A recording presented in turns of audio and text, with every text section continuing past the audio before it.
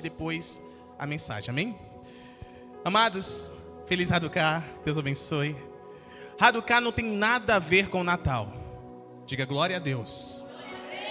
Natal é uma celebração pagã, ponto final. Tudo bem? Quem celebra Natal não perde salvação, mas perde a prosperidade do reino de Deus. Pergunte por quê, apóstolo? Porque Natal, assim como Ano Novo, Réveillon, é adoração a uma entidade maligna chamada Moloque. Diga Moloque. Diga queima Moloque. Moloque é um espírito devorador de sementes. Este é que recebem as crianças que são abortadas. Quem está entendendo?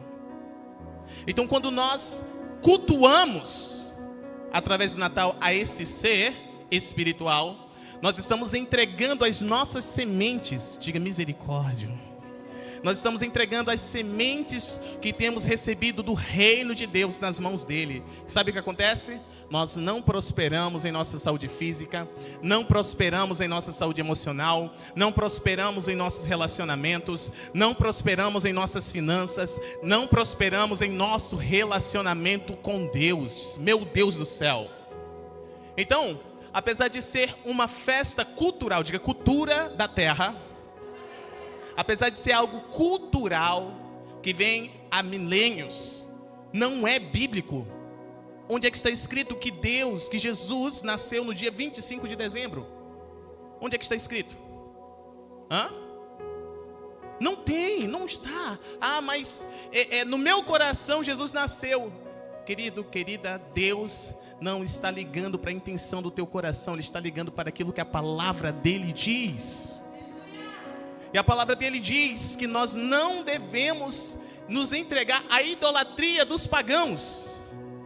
Nós não devemos adotar o culto dos pagãos e cultuar.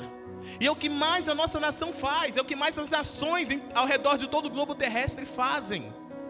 Pegam cultos pagãos e cristianizam. Diga misericórdia. Estão tentando cristianizar, assim como cristianizaram festa junina, Halloween, o dia das bruxas, não é assim? Dia das crianças, dia dos pais, dia das mães, outros dias aí vem o Natal e Réveillon. Amados, Deus já tem as suas festas, Deus já tem as suas festas estabelecidas. As festas que Deus estabeleceu estão escritas, diga Pessah. Para nós conhecemos como Páscoa. Diga Pentecostes. É conhecida biblicamente como Shavuot. Tudo bem? Diga Tabernáculos. Biblicamente é conhecida como Sukkot. Você está entendendo? Deus já tem as suas festas estabelecidas. E diga Hanukkah. Essa não é uma festa que Deus estabeleceu no deserto, mas foi uma festa que foi estabelecida por memorial, diga memória, na transição do Antigo Testamento para o Novo, no período em que o Senhor ficou em silêncio, em que não foram mais levantados profetas para falar aos povos, ao povo de Deus. Você está aqui comigo? E sabe o que Hanukkah significa? Festa das luzes. Quem está entendendo? Ou festa da dedicação. Diga festa da dedicação. Essa festa é para a dedicação ao templo. Deixa eu só te compartilhar um pouquinho. Hoje às 18 horas iniciou a celebração dessa festa. Aleluia. De uma forma confrontuosa, no ano de 2024, caiu exatamente na mesma data que o Natal pagão. Olha como Deus é incrível. Quem tem sentido peso espiritual por esses dias? Corpo dolorido, enxaqueca, uma fadiga tremenda, uma angústia dentro do ser, de ver muitas pessoas distraídas, correndo para lá e para cá para comprar o tal do presente, para preparar a comilança, a bebilança. Sim ou não? E mais, ver muitos homens e mulheres ungidos e ungidas do Senhor, que ainda resistem em viver a perfeita vontade de Deus, dizendo que não tem nada a ver, que Natal é família, que Natal é união, que Natal é estreitamento dos laços. Amados, podemos até maquiar, mas não deixa de ter um princípio pagão, não deixa de ser adoração a demônio. Quem está compreendendo? Isso entristece muito o Espírito Santo de Deus. E quem está caminhando no Espírito? Tem alguém caminhando no Espírito aqui? Tem alguém caminhando na palavra? Quem caminha no Espírito e na palavra sente a angústia, sente a tristeza que o Espírito Santo de Deus está sentindo. Quem está aqui comigo? Quando foi que originou Hanukkah?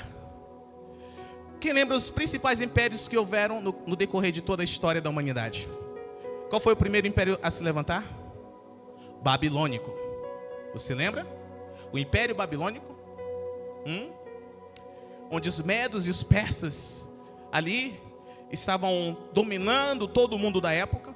Você está aqui comigo? Onde o príncipe da Pérsia, que resistiu à oração de Daniel, que a resposta não chegasse até ele por meio do anjo Gabriel. Você está aqui entendendo? E depois que o anjo Gabriel clama ao arcanjo Miguel para vir com as suas tropas pelejarem contra o príncipe da Pérsia, abrindo uma brecha para ele passar, e ele vem trazendo resposta. No 21º dia de propósito, ele fala: olha, Daniel, desde o primeiro dia que você entrou em oração, Deus, o Senhor, me enviou para trazer resposta. Mas o príncipe da Pérsia me resistiu. Se não fosse Miguel. Você está aqui? Mas eu sei que quando eu sair, virá o príncipe da Grécia. Ah, não. Israel foi levada cativa, foi levada aprisionada pelo povo babilônico, sim ou não? Sabe por quê? Por causa da idolatria. Por causa da idolatria. Sabe por que Deus permitiu que eles fossem exilados? O seu povo fosse exilado? Para ensiná-los a não idolatrar. Toda vez que Deus entregava o seu povo aos povos pagãos, aos povos gentios, era para ensiná-los. Era uma ação soberana e pedagógica do Senhor. Você está entendendo? Depois do Império Babilônico, qual foi outro império que se levantou? Oi? Os medos e os persas. Houve uma transição e eles dominaram o mundo. Também o povo de Israel continuou cativo por esse império. Daniel pegou ainda muita parte disso. Você está aqui? E esses povos, eles vinham, destruíam tudo e levavam cativos, digam escravos, o povo de Deus. Depois do Império Medo e Persa, qual foi o império que se levantou? Império Grego. Esse império era diferente. Diga diferente. Eles tinham uma visão diferente. Ao invés deles entrarem, destruírem tudo e levarem o povo como escravo, estes entravam no meio da cultura e com a sua cultura começavam a consumir a cultura daquele povo, até que aquele povo estivesse totalmente submetido à cultura da Grécia. E eles fizeram isso com muitas nações da época e tentaram de todas as formas fazer com a nação de Israel. Para vocês terem uma ideia, posso falar algumas coisas fortes aqui? Você lembra o que Daniel havia profetizado?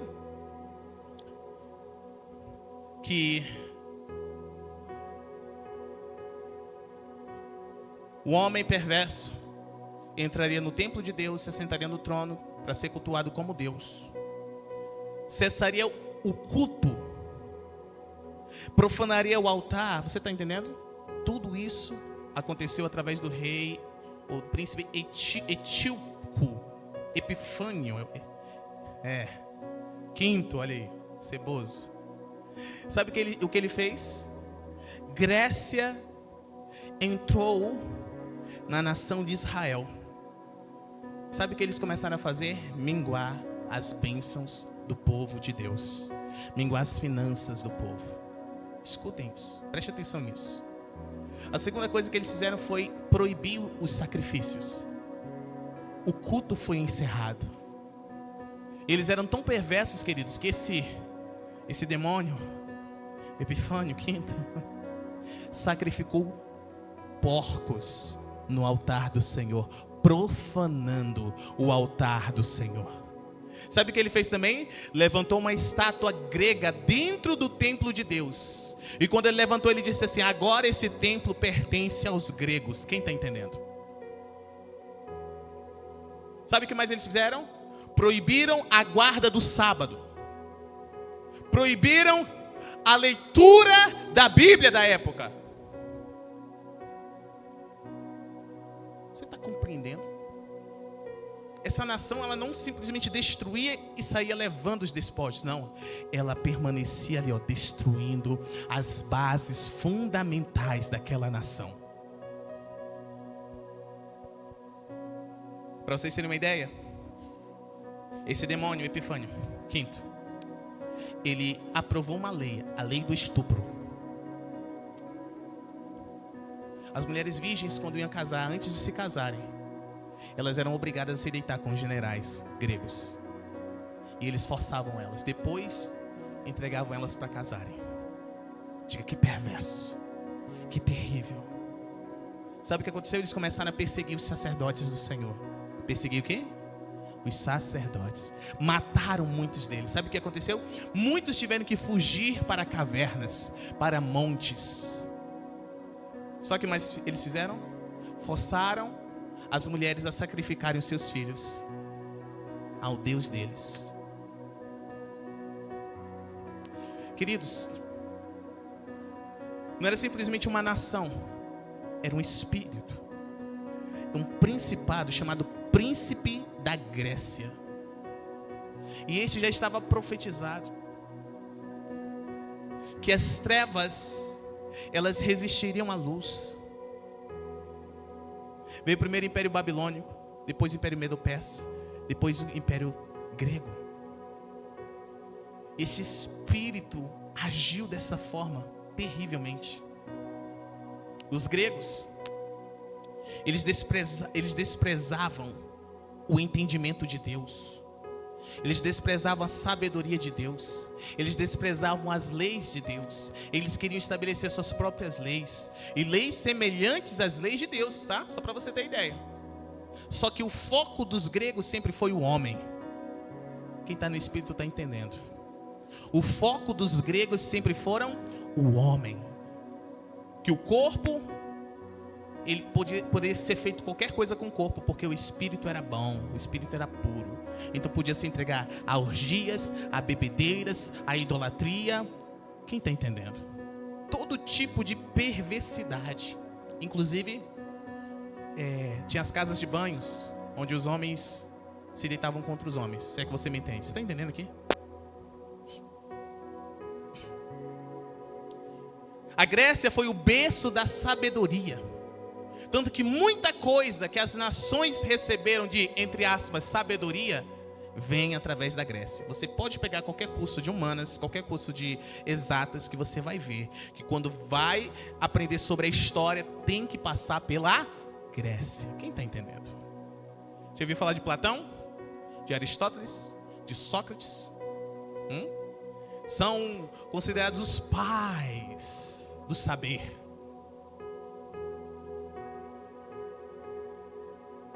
Diga misericórdia. E por que eu estou falando tudo isso?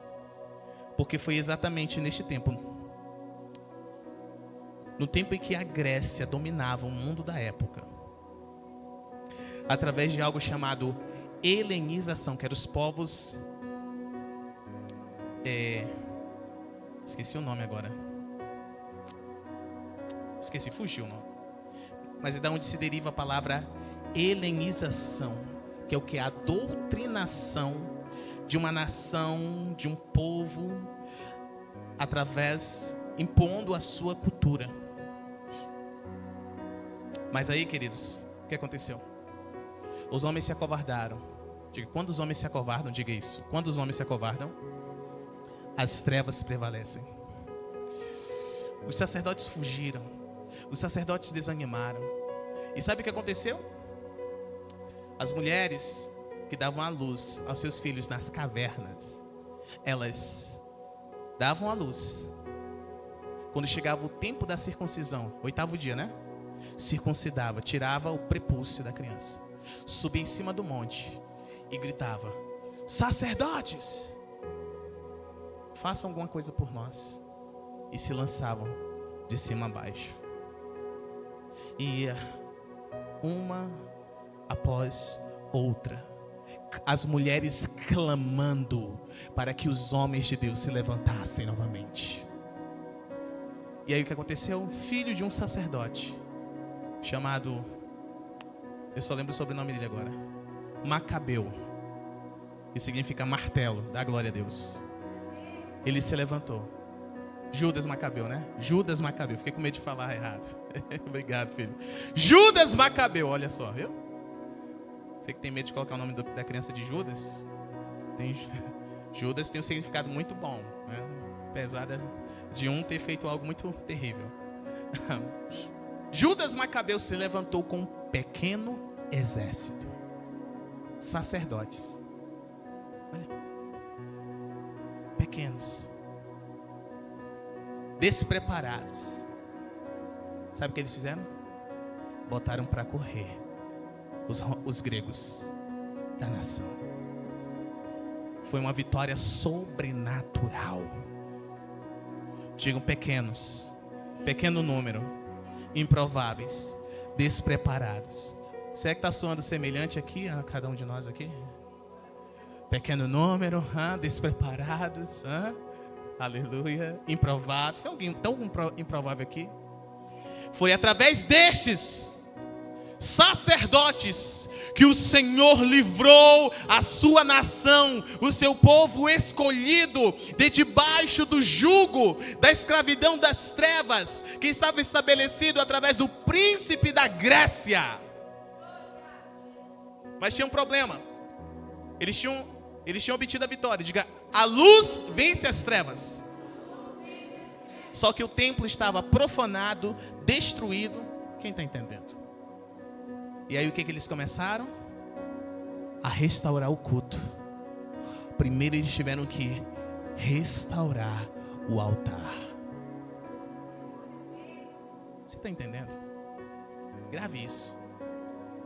Segundo, tiveram que reparar o templo. E terceiro, purificar o templo. É por isso que Hanukkah é conhecido como a festa da dedicação ao templo. Quem está compreendendo? Uma vez que eles repararam o altar, diga: reparação do altar, reparação do templo, purificação do templo. Eles tinham que acender uma espécie de castiçal com 8 braços, um central e mais 7, chamado menorá. Só que o etíope, quinto demônio terrível, havia havia contaminado o azeite. Então, sem azeite não tinha como acender as lâmpadas do templo. Quem está entendendo? Não tinha como purificar e dedicar o templo novamente ao Senhor. Então veja bem, alguém encontrou mais ou menos um pouco assim de azeite, que não estava danificado, que não estava impuro. Só que o azeite, amada igreja, dava somente para acender a lâmpada por um dia. Por quantos dias? Lembrando que foi no período de transição. Está soando semelhante ao tempo de hoje? Não havia profetas na terra. Deus não falava mais por meio dos profetas. O último profeta que se levantou foi Malaquias. Ele profetizou sobre aquele que viria, o Elias que viria, que converteria o coração dos pais aos filhos e dos filhos aos pais. Acabou. Mas Deus fez algo tremendo. Deus se manifestou ao seu povo. Pergunte: como, apóstolo? Azeite que dava para acender a lâmpada por um dia multiplicou-se por 8. Acendeu 8 dias seguidos. houve o milagre da multiplicação, igreja do Senhor Jesus. E aí houve novamente a dedicação do templo ao Senhor, a consagração do templo ao Senhor. E o Senhor passou a estar novamente no meio do seu povo. Isso é Haduká. Nada a ver com o Natal, não é? Dá glória a Deus. Nós entendemos no Haduká o seguinte: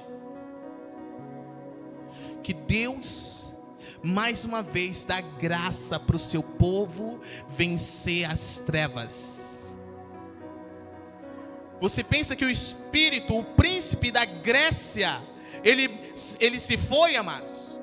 O príncipe da Grécia continua atuando sobre as nações, inclusive sobre esta nação.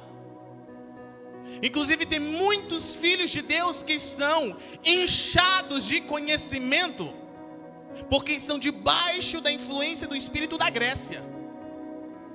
Qual foi o outro império que se levantou depois dos gregos? O Império Romano, que foi exatamente no período em que Jesus ele veio a esta terra. Esse império estava ainda dominando o mundo. Diga, espírito romano. Tanto o espírito grego, amados, o espírito da Pérsia, o espírito babilônico, o espírito da Grécia, o espírito romano, eles odeiam ao Espírito Santo de Deus. Quem está meditando está entendendo. Está vendo o quanto esse Espírito atuou nos dias de Jesus, nos dias de Estevão, nos dias de Paulo? Atuou ou não atuou?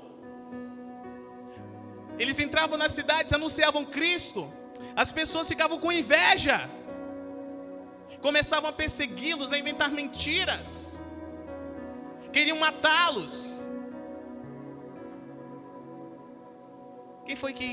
Quem meditou que um grupo de 40 homens estabeleceu um jejum debaixo de maldição, uma promessa, um voto dizendo: não comeremos, não beberemos até que Paulo esteja morto? Olha a influência desses espíritos malditos. E eles continuam atuando sobre as nações. É contra esses principados que você, que eu, que nós, a igreja de Jesus, estamos a pelejar. Mas muitos estão distraídos com as próprias festas que eles estabeleceram. Ou você não sabia que o nosso calendário gregoriano é totalmente dedicado a estes espíritos? Que cada mês é consagrado a um espírito, que cada festa, que cada celebração, que cada feriado está intimamente ligado com esses espíritos. Ah, não, apóstolo, nada a ver. É por causa dessa cultura do nada a ver, que inclusive vem da Grécia, vem de Roma, que muitos estão perdidos, muitos estão se perdendo dentro da casa de Deus.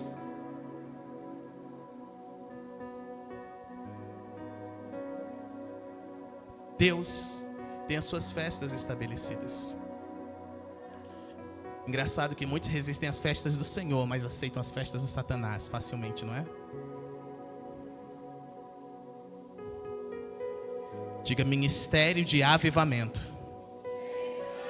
Avivamento não vem somente pelo derramado poder. Avivamento não é somente derramar de poder. Pessoas caindo, pessoas sendo curadas, pessoas sendo libertas. Avivamento é o voltar à fidelidade da palavra. Amém ou não amém? Então, quem está entendendo deve tomar posicionamento, amada igreja. Hoje nós celebramos a vitória sobre as trevas. E eu profetizo que você vence as trevas nessa noite. Que os olhos do nosso entendimento tornam a ser iluminados pela revelação da palavra de Deus. E o Senhor vai operar mais uma vez, a multiplicação da tua unção. Uma unção que era por um dia, vai durar para muitos dias. 8 significa novo, então tem uma unção nova caindo sobre você no nome de Jesus. E esteja pronto para ser esmagado por ela. Porque é isso que muitos não estão entendendo. Acho que chega aqui, tudo começa a dar certo e glória a Deus e aleluia. Dá certo sim, amados, porque a unção despedaça o jugo do inferno que estava sobre as nossas vidas. Mas essa mesma unção começa a nos esmagar. Começa a esmagar o teu orgulho. Começa a esmagar a tua inveja. Começa a esmagar a tua boca aberta. Começa a esmagar a tua fofoca. Começa a esmagar a tua preguiça. Começa a esmagar, te tirar do conformismo, do conforto. Começa a trabalhar em você, porque ela quer se apegar em você. Ela quer permanecer com você. Ela quer trabalhar junto com você para cumprir a perfeita vontade de Deus aqui na terra como é no céu. Muitos não estão entendendo e não suportam esse esmagar. Diga processo. Muitos não aguentam o processo. Porque junto com o processo, diga, Deus traz o processo. Vem as tentações, diga, Satanás traz as tentações. Então existe o processo que Deus traz e paralelo existem as tentações. As tentações é para nos tirar do processo. Quem está entendendo? Infelizmente muitos acham o processo insuportável. E de fato parece que é, mas não é. Aleluia. E aí o que acontece? Cedem às tentações de Satanás. Diga, o reino de Deus não é brincadeira. Quem quer entrar no reino deve entrar por meio de muitas provações. Não foi eu que disse, foi a Bíblia. Paulo disse para os irmãos. Aleluia. Quem quer entrar no reino aí? Quem quer entrar no reino de Deus? Então suporta as provações. Ai, apóstolo, mas não concordo. Então está dizendo que você não concorda com o Senhor. Ponto. Isso aqui não é regra do apóstolo Mateus, não é regra da apóstola Consuelen, não é regra do presbitério deste lugar, não é cultura do ministério. Não, é porque lá na minha igreja, querido, esse ministério vive uma cultura, e é a cultura do reino de Deus. Então toda a igreja deveria estar nessa cultura. Não é algo exclusivo da Appeng Church, é algo exclusivo do reino de Deus. Então se é chegado o reino de Deus aqui, nós vivemos a cultura do reino, nós vivemos a verdade do reino, nós vivemos o poder do reino, vivemos tudo o que o reino de Deus nos dá. Inclusive a perseguição que o reino traz. É ou não é? É ou não é? Então essa festa iniciou hoje, às 18 horas, dá glória a Deus. E tem duração de 8 dias, amém? Eu quero, nesses 8 dias, estar sendo o canal de bênção para a tua vida, para a tua família. Eu quero a cada dia profetizar algo. Você lembra? Jesus disse assim, enquanto eu estou no mundo, eu sou a luz. Jesus está agora no mundo, sim ou não? A Bíblia diz que Ele está à direita de Deus Pai, intercedendo pelos seus discípulos. Mas Ele disse para os seus discípulos, vocês são a luz do mundo. Sabe o que Ele está dizendo? Que como Ele é a luz, cada um dos seus filhos também devem ser luz nesse mundo. Então a cada dia eu quero te apresentar uma qualidade de Jesus. Eu quero profetizar que nestes 8 dias de festa, chamada Hanukkah, você vai ser convertido em uma luz pura. Porque tem muita luz contaminada. Explica, apóstolo. A Bíblia diz que se teu olho for bom, todo o teu corpo será luz. Mas se o teu olho for mau, escute isso, me ouça pelo Espírito, me ouça pelo Espírito. Se o teu olho for mau, toda a tua luz, a luz que é em ti, serão trevas. E grandes trevas serão. Como a luz se torna trevas, queridos? Como a luz se torna trevas? Da mesma forma como uma massa pura, quando se acrescenta fermento nela, fica misturada. Tem muita gente que está vivendo debaixo da sabedoria da Grécia. Sabedoria, conhecimento misturado. um pouquinho das coisas de Deus e um monte das coisas do homem, da humanidade. E quem tem ouvidos para ouvir, ouça. O João disse que a marca da besta é 666. E ele disse: aquele que lê, entenda que é número de homem. Ah, não. Tudo o que Satanás está exercendo na terra desde a queda até estes últimos dias é para preparar a humanidade para o fim, para estar debaixo da influência dele. O homem vivendo para si, por si, confiando em si. O homem vivendo pelo homem, confiando no próprio homem. Você acha quem é que vai clamar? Paz, paz. Quem é que vai pedir paz? É a humanidade. Uma falsa paz. Muitos já estão tão contaminados que olham para os presidentes e têm eles por deuses. É o meu Messias, o meu Salvador. Quem está entendendo? Diga: idolatria. Por isso que o Brasil está passando pelo que está passando agora, por causa da sua idolatria. Inclusive a igreja, muitíssimo idólatra.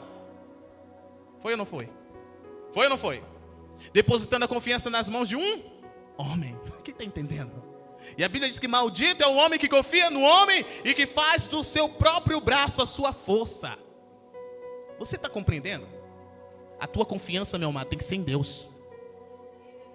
Se Deus quiser, amados, Ele pode levantar nós, só nós aqui, para ganhar essa cidade, ganhar essa nação. Você crê nisso?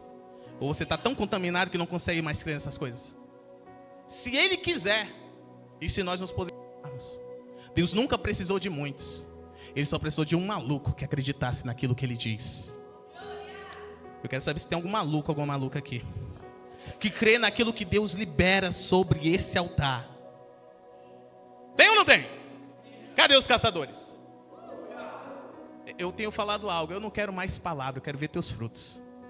Eu quero ver as tuas atitudes. Nós queremos ver atitudes. Aleluia. Acho que tá bom essa parte aí.